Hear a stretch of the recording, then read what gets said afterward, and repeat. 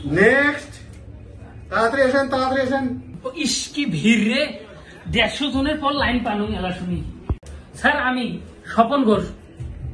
Swapan Ghosh, Swapan Ghosh, Swapan Ghosh, Swapan Ghosh, serial number 109, booth number 100। ও হো, আচ্ছা আচ্ছা আচ্ছা আচ্ছা। এখানে স্বপন ঘোষ সবাই তো মিলতেছে। এখানে আছে স্বপ্ন দোষ, তার মানে আপনি হবেন স্বপন ঘোষ।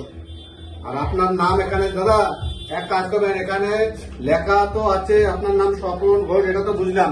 এখানে লেখা আছে স্বপ্ন দোষ।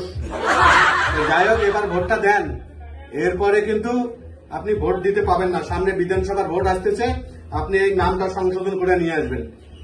স্যার আমার নাম স্বপন ঘোষ, আর যেখানে যাই সেখানে এই স্বপ্ন দোষ হয়ে আছে, সব জায়গাতেই বেজ্জতি হয়ে আছে। ইস, ভালো লাগে না। ওই রুমে 3 নম্বর রুমে ভোট দিয়ে চলে যান।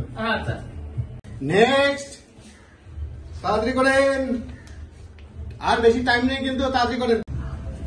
স্যার দেখো তো যমুনে মাইতি ভোট দিছি নাকি। যমুনা মাইতি, কি নাম বললেন? যমুনে মাইতি স্যার। যমুনা মাইতি, হ্যাঁ হ্যাঁ এখানে তো আছে, কিন্তু কি হয় আপনার? স্যার মোর দাদি হয়।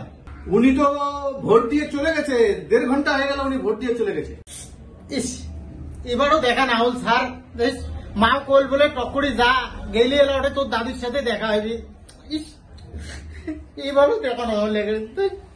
কেন, আপনার দাদির সঙ্গে আপনার বাড়িতে দেখা হয় না?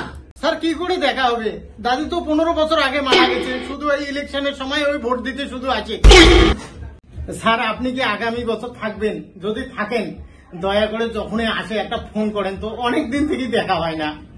বাবা তুমি এখানে লাফড়া করো না বাবা, তুমি এখান থেকে চলে যাও।